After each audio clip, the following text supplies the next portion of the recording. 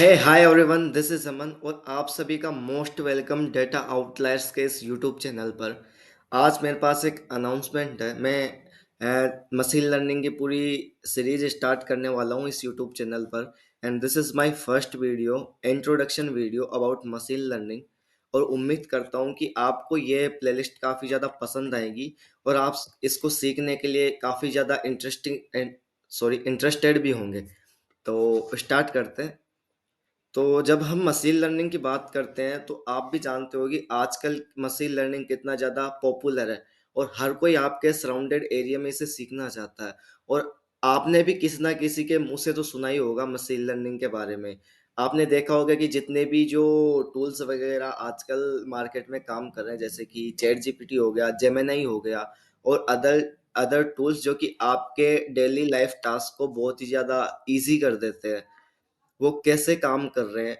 उनके अंदर भी कुछ मशीन लर्निंग टेक्निक्स होती है जो कि वर्क कर रही है इंटरनल पार्ट के अंदर।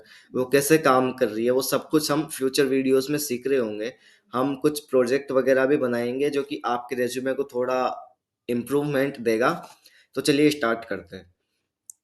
India is projected to need over 1 million AI professionals by 2026, covering roles like ML engineers, AI research scientists, and data analytics, and including data science. तो काफ़ी ज़्यादा वेटेज तो है मशीन लर्निंग और एआई इंजीनियर्स का, data science engineer का market के अंदर। और हम आज का जो हमारा टॉपिक है वो introduction all about machine learning, जो कि मैंने आपसे ऑलरेडी शेयर कर दिया है। तो चलिए टॉपिक पर आते हैं टाइम ना बर्बाद करते हुए। तो जब हम मशीन लर्निंग की बात करते हैं तो पहला पॉइंट हमारे दिमाग में आता है ऑटोमेशन। मशीन लर्निंग बेसिकली कुछ भी नहीं है, एक सबसेट है एआई का जिसको यूज करके हम डेटा को एनालाइज करते हैं, डेटा के अंदर पैटर्न को समझते हैं और जो भी एल्गोरिथम्स होती है suitable according to the data implement करके एक मॉडल बनाते हैं जो कि अनसीन डेटा के ऊपर काम कर सके, हमें प्रिडिक्शन करके बता सके कि फ्यूचर आउटकम क्या होने वाला है। तो चलिए डेफिनेशन के थ्रू समझते हैं। Machine learning is a subset of artificial intelligence that allow computers to learn from data without being explicitly programmed. It involves creating algorithms that can recognize pattern, make decisions, and improve over time based on uh, experience. In other words, instead of a human writing code to perform a task, the machine learning is trained on data and learn how to perform the task on its own. Basically इसका मत meaning ये है कि by the way मेरे पास एक by the way मैं code लिखता हूँ, बेसिक कोड लिखता हूँ जो कि एक इफ एल्स के द्वारा बना हुआ स्टेटमेंट है जो कि डिस्क्राइब करता है एक इंडिया के सिटीजन्स को कि वो वोटिंग कर सकता है कि नहीं कर सकता है। तो मैंने कोड लिखा, अगर मेरी एज अगर 18 से ज़्यादा है, 18 से ज़्यादा है, तो मैं बेसिकली वोट कर सकता हूँ और कम है तो नहीं कर सकता, जो कि आपने भी वोट किया होगा। तो मैं यहाँ से खुद से रूल डिसाइड कर सकता हूँ। मैं यहाँ पे 20 डाल सकता हूँ, मैं यहाँ पे 30 डाल सकता हूँ कि अगर 30 से ज़्यादा होगा तो कोई भी सिटीजन है वो वोटिंग कर सकता है। मैंने खुद ने कोड लिखा है तो मैं कोई भी रूल सेट कर सकता हूँ। पर मशीन लर्निंग के अंदर ऐसा कुछ भी नहीं होता। मशीन लर्निंग खुद डेटा को एनालाइज करता है, डेटा से सीखता है और खुद के डिसीजंस बनाता है। बेस्ड ऑन द डिसीजंस फिर वो डिसाइड करता है कि इस पर्टिकुलर इनपुट का ये पर्टिकुलर आउटपुट होना चाहिए। उम्मीद है कि आपको ये बात समझ में आई होगी।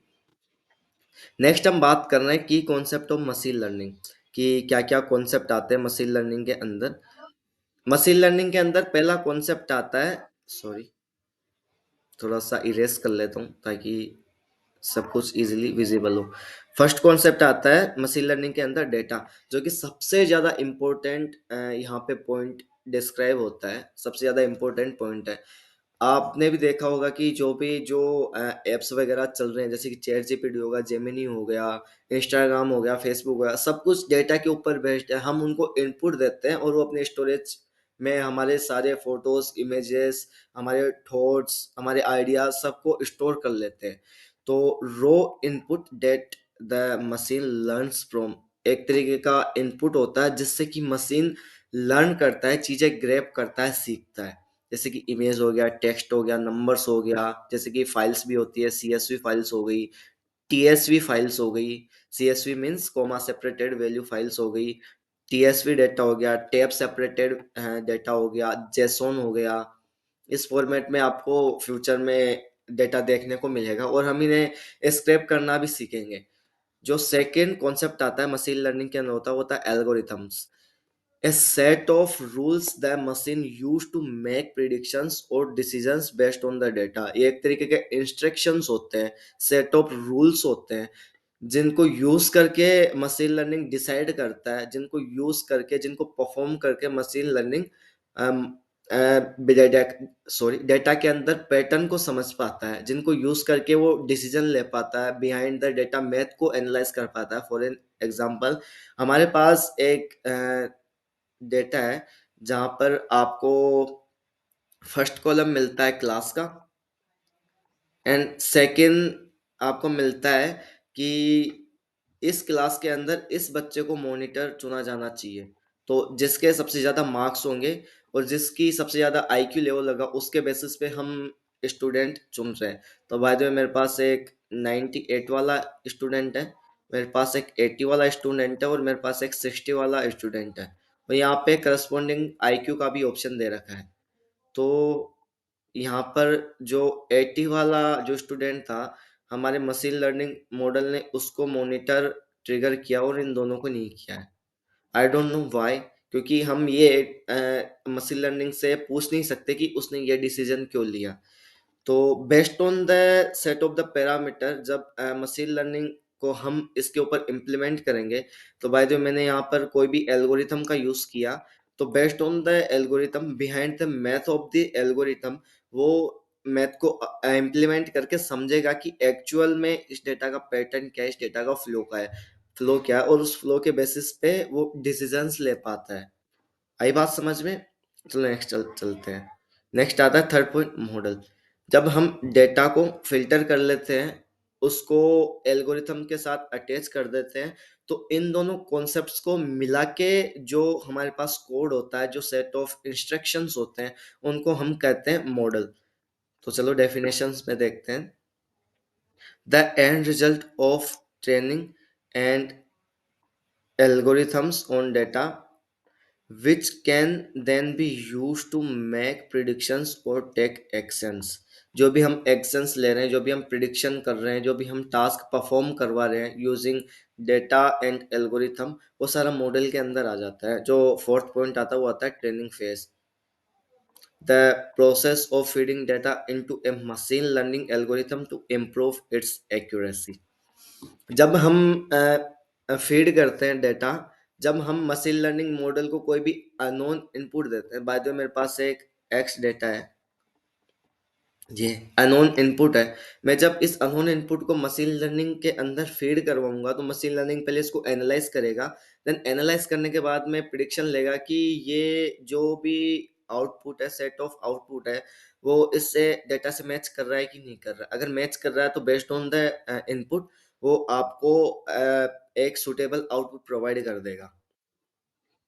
और इससे जो भी अननोन इनपुट है, इसको यूज करके मॉडल लर्न भी करता है। ओके, लास्ट में फाइनल वैल्यू आ जाता है टेस्टिंग की। The after training the model is tested with new और unseen data to evaluate how well it performs.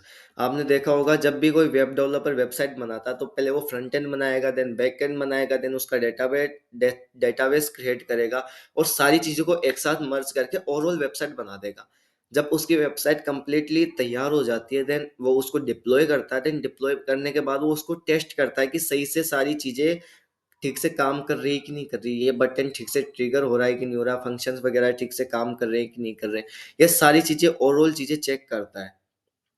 Then जब वो ये सारी चीज़ें चेक कर रहा होता है, तो उसको ये भी पता चलता है कि कहाँ पे कुछ एरर है कि नहीं है। बाय द उसने पेमेंट मेथड को ऐड किया और अनदर यूज़र उसे यूज़ कर रहा है, तो वो चेक करेगा कि पेमेंट मेथड ठीक से काम कर रहा है कि नहीं कर रहा है। ये सारा टेस्टिंग फेज के अंदर आ जाता है और यही सेम इम्प्लीमेंटेशन हम मशीन लर्निंग के अंदर भी करते हैं।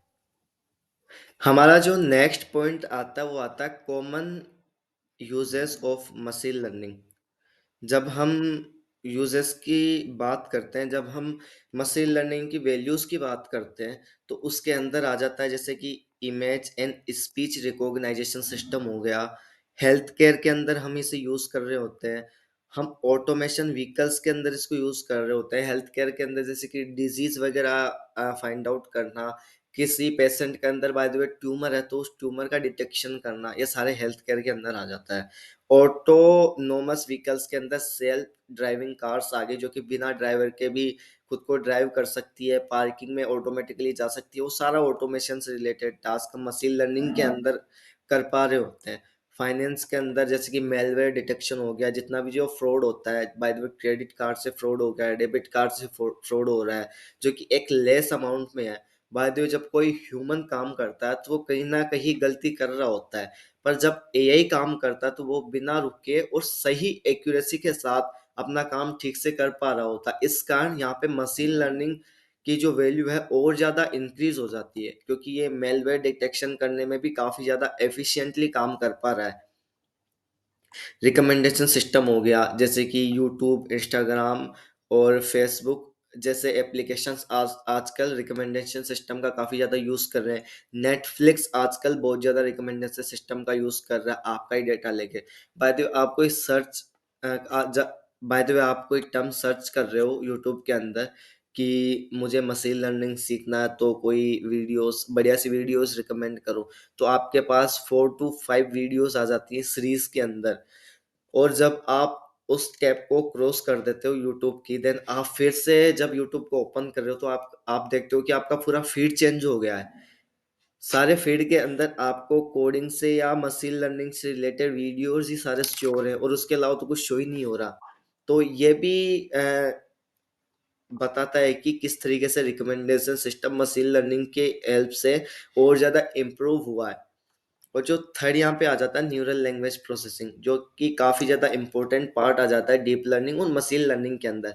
बेसिकली सारा जो भी हम टेक्सचुअल काम करते हैं वो यूजिंग न्यूरल लैंग्वेज प्रोसेसिंग ही हम सारा काम कर रहे होते हैं। जो भी हमें टेक्स्ट फीडिंग करनी होती है मॉडल्स के अंदर, हमें कोई भी अपनी बात समझानी होती है एआई मॉडल्स को, तो हम एनएलपी को यूज़ करके इजीली उनको समझा सकते हैं, क्योंकि एनएलपी टेक्सचुअल डेटा को इजीली बाइनरी डेटा के अंदर कन्वर्ट करके इजीली मॉडल को समझा देता है। और जब बात आती है हमारे समझने की, तो वो इजीली बाइनरी कोड को ट्रांसलेट करके टेक्स्ट के अंदर हमारे तक सारा मटेरियल पहुंचा देता है इजीली। यहाँ पे हमारा लास्ट का पॉइंट आता है रोबोटिक्स। जो जितना भी काम ऑटोमेशन के अंदर हो रहा है, जितना भी काम जो रोबोट खुद से सीख पा रहा है, जब हम कोई भी टास्क रोबोट के थ्रू परफॉर्म करवा रहे हैं, तो हम चाहते हैं कि रोबोट उस टास्क को इजीली सीख भी ले, ताकि उसकी एक्यूरेसी और ज़्यादा इम्प्रूव हो जाए। तो वो जो लर्निंग उसका रेट है वो मशीन लर्निंग के थ्रू उसके अंदर फीड कर सकते हैं। मशीन लर्निंग के थ्रू हम इसको और ज़्यादा एडवांस बना सकते हैं। तो वीडियो को एंड करने से पहले यहाँ पर एक लाइफ साइकिल दिया गया है मशीन लर्निंग का, कि किस तरीके से मशीन लर्निंग काम करता है एक जनरल वे में। चलो आइए इसको समझते हैं। हमारे पास एक कंप्यूटर शो हो रहा है जिसके ऊपर कुछ बाइनरी कोड्स आपको शो होते हुए दिख रहे हैं, जैसे कि 0111 के फॉर्म में। ये जो डेटा है वो हमारा कुछ भी हो सकता है, जैसे कि सीएसवी फाइल्स होगी, टीएसवी फाइल्स होगी, जो कि ऐसे इनपुट हमने फीड किया मशीन लर्निंग मॉडल के अंदर। तो उस डेटा के ऊपर हमने कोई भी एल्गोरिथम अप्लाई किया, कोई भी मैकेनिज्म, एल्गोरिथम का मैकेनिज्म अप्लाई किया, और बिहाइंड द मैथ ये जो साइन आप देख रहे हो, ये प्रोसेसिंग का साइन। आप इसको कॉन्फ़िगर एज ए प्रोसेसिंग का साइन आप इसको समझ सकते हो कि किस तरीके से मैथ इम्प्लीमेंट हो रहा है पूरे डेटा के ऊपर, और मशीन लर्निंग मॉडल उस पैटर्न को इजीली समझ पा रहा है। देन जब उसने सारे पैटर्न को समझ लिया, तो उसके बाद में वो खुद से देखता है कि सारी चीज़ें ठीक से काम कर रही है कि नहीं कर रही है। खुद से वो डिसीजंस वगैरह क्रिएट कर रहा है। तो इस सिंबल को एज आप समझ सकते हो कि मशीन लर्निंग का जो मॉडल है वो खुद से डिसीजन ले पा रहा है।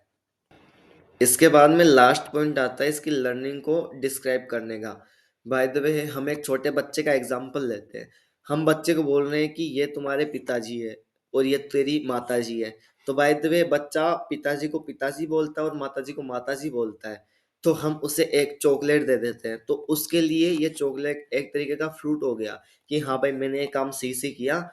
और इसी तरीके से मशीन लर्निंग मॉडल भी काम करता है। बाय द वे उसने सारे डिसीजंस अगर एक्यूरेटली लिए तो वो खुद को सही रेटिंग देता है, अदरवाइज वो खुद को गलत रेटिंग देता है, जिसके थ्रू कि इसके थ्रू वो खुद की एरर को एनालाइज कर पाता है और खुद को और ज़्यादा एक्यूरेट बना पाता है, जिससे कि हमारे पास सही आउटपुट मिलते हैं, करेक्ट आउटपुट मिलते हैं और मॉडल की एफिशिएंसी भी इम्प्रूव होती है।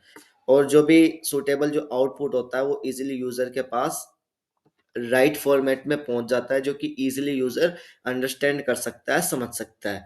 तो दोस्तों ये तो हो गई ओवरऑल मशीन लर्निंग की बात। हम जो नेक्स्ट हमारी वीडियोस होगी वो होगी मशीन क्लासिफिकेशन और मशीन लर्निंग। अगर आपको ये वीडियो अच्छा लगा हो तो please consider like and share. आप अपने दोस्तों के साथ इस वीडियो को शेयर कीजिए ताकि उनको भी मशीन लर्निंग के बारे में सीखने का मौका मिले। और अगर मैंने कुछ गलती किया तो मैं आपसे रिक्वेस्ट करूंगा कि प्लीज कमेंट बॉक्स के अंदर बताइए कि मुझे और क्या इंप्रूव करना चाहिए। Thank you guys.